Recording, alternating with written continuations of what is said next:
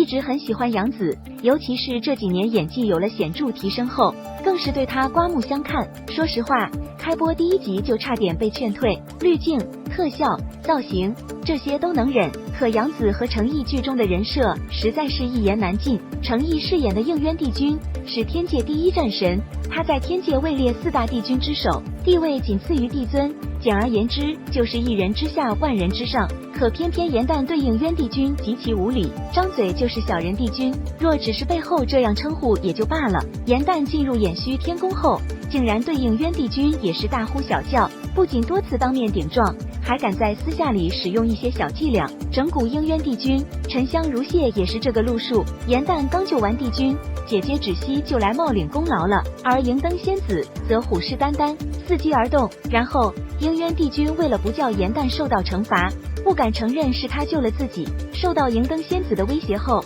他又任凭帝尊惩罚颜淡，尽管他已经求过火德元帅，颜淡受罚也不过是走一下形式，绝对不会真的受苦。可颜淡不知道呀，他认为就是应渊帝君心中没有自己，伤心欲绝的他在去天行台的路上竟然跳了吴桥，为了救颜淡，应渊帝君也跳了下去。没办法，对杨紫实在是喜欢，所以总期待着后面的剧情能够有惊喜。捧程毅能理解，把张睿安排成男二也无可厚非，可叫颜淡与应渊帝君在一起，完全偏离了主线。到这里实在不想往下追了。戏剧说来令人感慨，还记得杨紫参演沉香如屑的消息传出后，粉丝并不赞成，当时还非常不理解，不明白粉丝为何反对杨紫参演，如今终于明白了，人设与之前那部古装剧类似，导演和编剧还将作品改得面目全非，简直就是在侮辱观众的智商。这样一部作品不但不能锦上添花，